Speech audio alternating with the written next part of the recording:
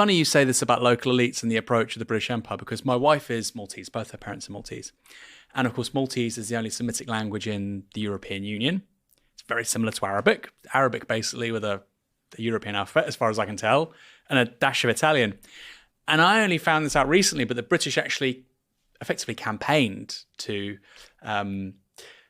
conserve the Maltese language as a bulwark against Italian influence. Right. And you think, crikey, these people are so clever.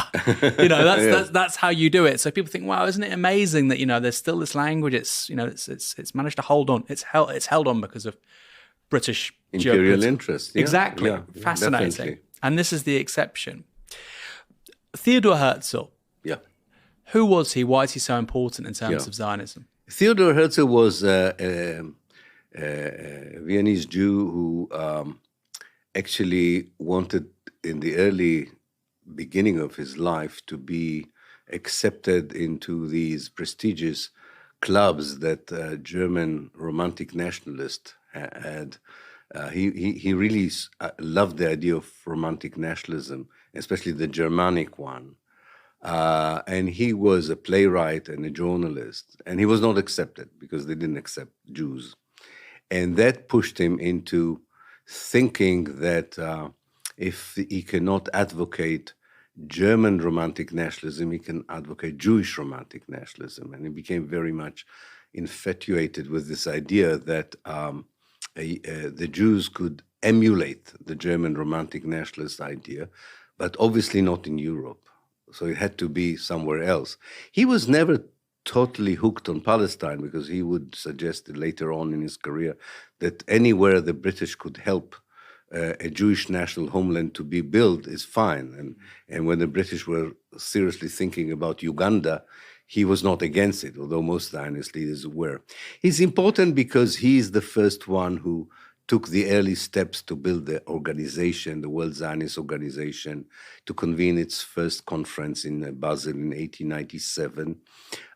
He was also important because he understood that, unlike the most of his colleagues in the early Zionist leadership, it would not be enough to colonize Palestine, namely to go over, buy land and build Jewish colonies. You will need an international umbrella to support this project. He did not succeed that much in creating the international umbrella. He died in 1904, so he didn't see that actually his efforts were successful in the Balfour Declaration, but he was not responsible for this.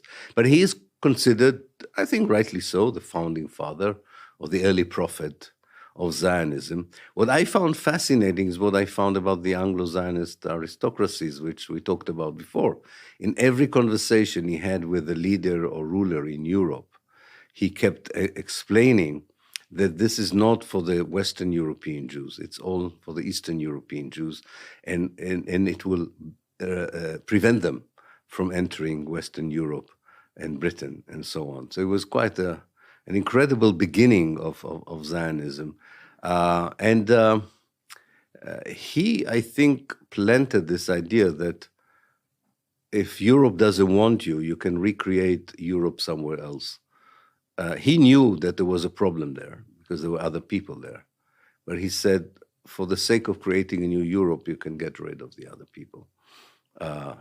Which was very important for the next generation of Zionist leaders to accept as a moral imperative.